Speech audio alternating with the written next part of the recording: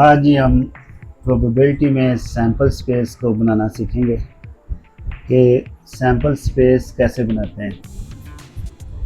अगर आपको कोई सेट दिया जाता है, यानी एक कॉइन दिया जाता है, तो कॉइन में सैम्पल स्पेस क्या क्या पॉसिबिलिटी है। यानी सिक्का जब आप उछालते हैं तो सिक्के की दो पॉसिबिलिटी होती है, या आप विन करते हैं या आप हार जाते हैं। अगर विन करते हैं तो विन के लिए जो प्रोबेबिलिटी में कॉइन के लिए लफ्ज़ यूज़ होता है वो हेड का है, और लास्ट के लिए लफ्ज़ यूज़ होता है टेल का। तो कॉइन के कितनी पॉसिबिलिटी हैं, या तो हेड आएगा या टेल आएगा। तो इसकी जो एक सिक्का अगर हो तो उसके लिए जो सैम्पल स्पेस बनेगी, कॉइन अगर वन कॉइन है तो सैम्पल स्पेस जो इसकी बनेगी उसे हम लिखेंगे एच या टी। ठीक है जनाब।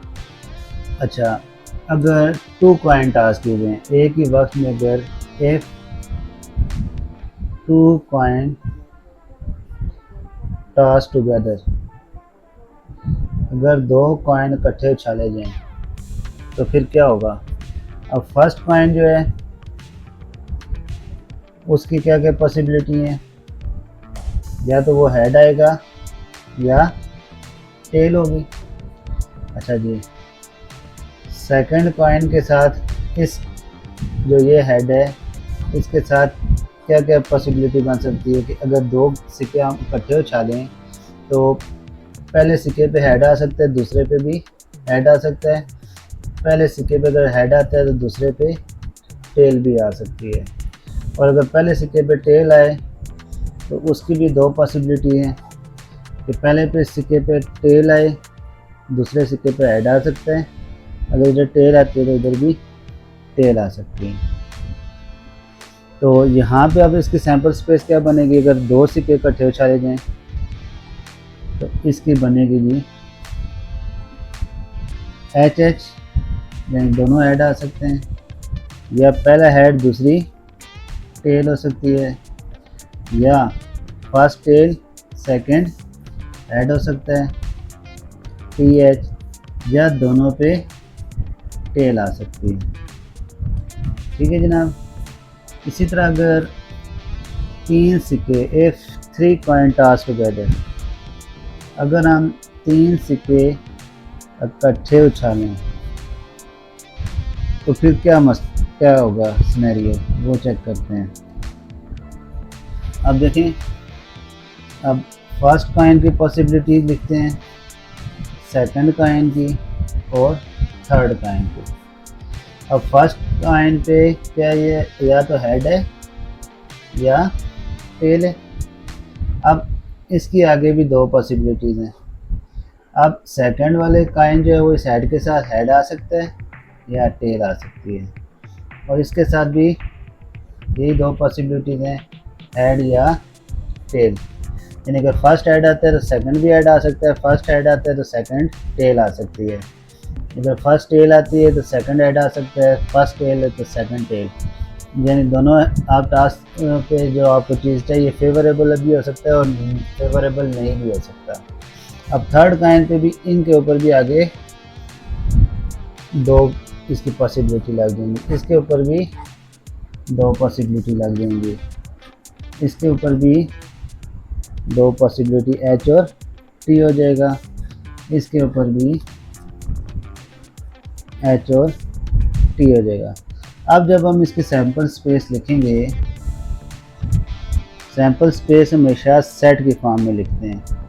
तो पहले क्या बनेगी एच एच एच, यानी तीनों ऐड आ सकते हैं।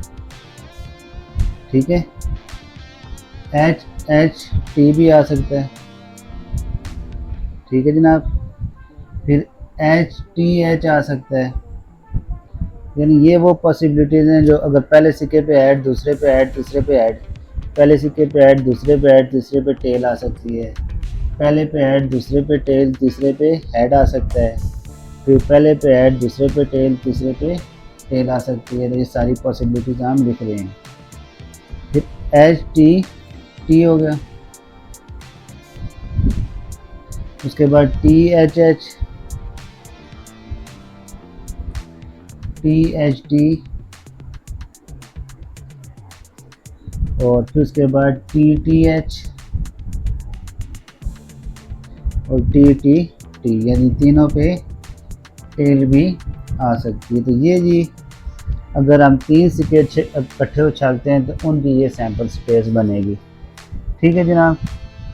इसी तरह अब आगे चलते हैं, डाइस को भी ज़रा डिस्कस करेंगे।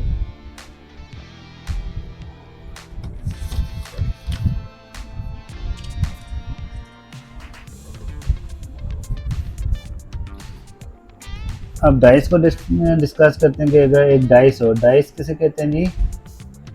लूडो में जो छिक्का होता है जिसके ऊपर इस तरह बॉक्स है और बॉक्स में नंबर लगे होते हैं, ठीक है, इसे हम डाइस कहते हैं। अगर सिंगल डाइस हो, if single dice is rolled, अगर हम एक ही डाइस रोल करें तो फिर क्या क्या पॉसिबिलिटी है? या एक आ सकता है दाना, 2 भी आ सकते हैं, 3 भी आ सकते हैं, 4 भी आ सकते हैं, 5 भी आ सकते हैं और 6 भी आ सकते हैं।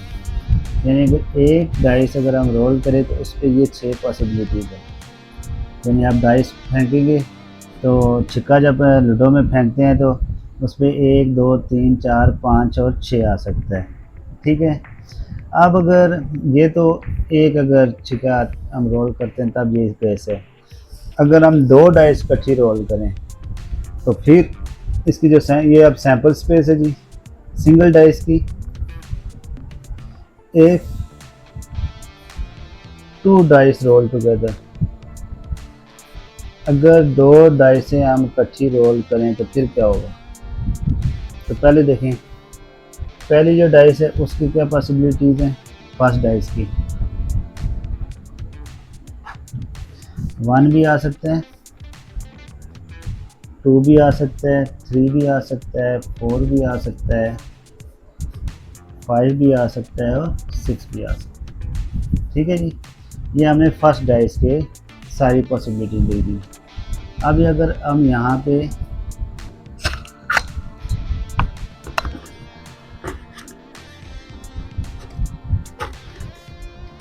और से चलें, सारा व्यू सामने आ जाएगा। अब जब सेकंड डाइस है तो सेकंड डाइस की फर्स्ट डाइस के साथ क्या क्या पॉसिबिलिटी है? अब अगर फर्स्ट डाइस पे 1 आता है तो सेकंड डाइस पे क्या क्या आ सकता है? उसमें अब उसकी भी 6 पॉसिबिलिटीज़ 1 के साथ आएंगी, यानी 1 2 3 4 5 और 6, यानी 1 1 1 2 1 3 1 4 1 5 1 6, यानी ये पेयर बन सकते हैं। यानी 2 डाइस हमने इकट्ठी फेंकी तो उस पर 1 6 भी आ सकता है कि पहली डाइस का नंबर 1 और दूसरी डाइस का 6 हो, पहली डाइस का 1 और दूसरी डाइस का 3 हो, तो ये पॉसिबिलिटीज़ होगी जी। इसी तरह इसके साथ भी कितनी बनेंगी? इसी तरह 6 बनेंगी। ठीक है, इसके साथ भी अगर पहली डाइस पे 2 हो तो दूसरी पे 1 2 3 4 5 6, यानी ये सारी पॉसिबिलिटीज़ हमने लिखी हैं। तीसरी डाइस है तो तीसरी डाइस के साथ भी ये हो सकता है 1 2 3 4 5 और 6, 1 2 3 4 5 और 6। ठीक है, इसी तरह अगर यानी अगर पहली डाइस पे नंबर 3 हो तो दूसरी डाइस पे भी इन 6 में से कोई एक नंबर हो सकता है। तो ये सारे नंबर तो नहीं होंगे, लेकिन वो पॉसिबिलिटीज़ लिख दी हैं कि अगर फर्स्ट डाइस पे 3 है तो दूसरी डाइस पे 1 2 3 4 5 6 में से कोई एक पेयर इसके साथ आएगा। इसी तरह 4 के साथ भी लिखेंगे जी 1 2 3 4 5 6, 1 हो गया, 2 हो गया, 3 हो गया, 4 हो गया, 5 हो गया और 6 हो गया। इसी तरह 5 के साथ भी आएगा, 5 को थोड़ा नीचे लिख लेते हैं। ठीक है जनाब, 1 2 3 4 5 और 6, और 6 के भी इसी तरह 6 के साथ ये पेयर बन सकते हैं 1 2 3 4 5 और 6। ठीक है, तो अब सैंपल स्पेस में अब पेयरिंग की फॉर्म होगा यानी दोनों डाइसों पे क्या नंबर आ सकता है, 1 1, 1 2, 1 3, 1 4, 1 5 या 1 6। इसी तरह 2 1, 2 2, 2 3, 2 4, 2 5 और 2 6। इसी तरह 3 के साथ भी ये आ सकते हैं, 4 के साथ भी ये आ सकते हैं।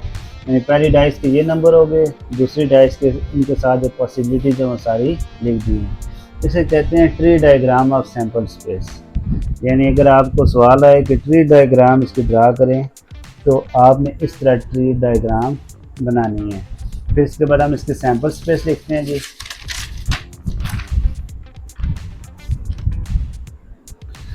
अब ये सैम्पल स्पेस में अगर फर्स्ट डाइस पे नंबर 1 आता है तो दूसरे पे भी 1 आ सकता है, 1 के साथ 2 आ सकता है, या 1 के साथ 3, 1 के साथ 4, 1 के साथ 5 या 1 के साथ 6। इसी तरह अगर फर्स्ट डाइस का नंबर 2 हो तो उसके साथ 1 2 3 4 5 6 सारे ये पेयर बन सकते हैं। तो वो सारे के सारे पेयर हमने इस तरह सैम्पल स्पेस के अंदर लिखने हैं। इसी तरह 3 के साथ भी जो पॉसिबिलिटीज़ बनती हैं, यानी ये वो तमाम पॉसिबिलिटीज़ हैं कि जब हम 2 डाइस आप रोल करेंगे तो वो सारी की सारी पॉसिबिलिटीज़ यहाँ पे इस तरह सैम्पल स्पेस के अंदर लिखते हैं। और उन जो पॉसिबिलिटीज़ होंगी, उन पॉसिबिलिटीज़ को लेके हम फिर बकिया जो हमें फेवरेबल आउटकम चाहिए होते हैं उनको डिस्कस करते हैं। ठीक है। अब यहाँ पे देखिए 5 1 लिखा हुआ है, ये 1 5, यानी फर्स्ट डाइस का नंबर 1, दूसरा पे 5। इधर फर्स्ट डाइस पे 5 आ सकता है, सेकंड पे 1 भी आ सकता है। तो इस तरह हमें सारे जो पॉसिबल आउटकम है ना, कि जब 2 डाइसें हम इकट्ठे 2 छिक्के हम रोल करेंगे लूडो की गेम में, तो क्या क्या पॉसिबल है वो सारा कुछ हम इस तरह लिखते हैं जी। ठीक है। तो ये हमारी होती है सैम्पल स्पेस। इसकी मदद से अब हमारे पास ये सारा, पहले जो हमने बनाया ये क्या था जी, ये जो हमने बनाया ये था ट्री डायग्राम। ठीक है। ये इस तरह सारी हमने ट्री डायग्राम बनाई, फर्स्ट डाइस के हिसाब से भी सेकंड डाइस उसके साथ कंपेयर की। यहाँ पे हमने सिक्कों को रोल किया था, एक सिक्का, 2 सिक्के, तीसरा सिक्का। अब पहले सिक्के की 2 ही पॉसिबिलिटीज़ हैं। अब दूसरे सिक्के की पहले सिक्के के साथ क्या क्या जोड़ हो सकता है कि दूसरे सिक्के का हेड टेल हेड के साथ आ सकता है, या हेड टेल टेल के साथ आ सकता है। फिर तीसरे सिक्के का भी पहले 2 सिक्कों के साथ हमने रिलेशन के हिसाब से इस तरह जोड़ा है। इस चीज़ को हम कहते हैं tree diagram of sample space. और ये जो हम चीज़ बनाते हैं ये क्या बन गई, सैंपल, यानी ये अब सैंपल स्पेस बन गया। ठीक है। तो अब नंबर ऑफ़ सैंपल स्पेस इसमें कितने बने, यानी इसके टोटल पॉसिबिलिटीज़ कितनी थी, एक अगर डाइस रोल करें, एक डाइस रोल करने से हमारे पास पॉसिबिलिटी 6 बनी थी। एक डाइस की पॉसिबिलिटीज़ कितनी है जी, 6 हैं। जब हमने 2 डाइस रोल की ना तो उसकी जो नंबर ऑफ़ सैंपल स्पेस बनेगी 36। ये आ गई नंबर ऑफ़ सैंपल स्पेस, यानी एन ऑफ एस की ये तादाद कितने सैंपल स्पेस बन सकती है। अब अगर इफ़ 3 डाइस आर रोल्ड, अगर हम 3 डाइसें इकट्ठी रोल करें तो फिर क्या क्या पॉसिबिलिटीज़ हैं। तो वहाँ एक डाइस के ऊपर तो पॉसिबिलिटी 6 है ना, तो 6 और 3 डाइसें जब रोल करेंगे तो 2 की जगह क्या आ जाएगा, 3।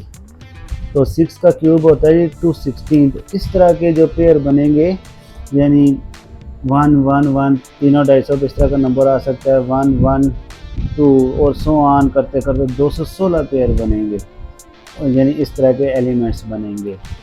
ठीक है। तो ये तो हो गया एक, यानी डाइस के हिसाब से। अब अगर हम एक और चीज़ डिस्कस करते हैं कि आप एक तरफ एक डाइस रोल करते हैं और दूसरी तरफ एक कॉइन रोल करते हैं। कॉइन उछाला, साथ ही डाइस को हमने रोल किया। अब डाइस पे क्या क्या नंबर आ सकते हैं जी, डाइस की क्या क्या चीज़ें हैं और कॉइन पे क्या क्या है उसको हम डिस्कस करते हैं। अब डाइस पे क्या आ सकता है, 1 आ सकता है, ठीक है, 2 आ सकता है, 3 आ सकता है, 4 आ सकता है, 5 आ सकता है और 6 आ सकता है। ठीक है।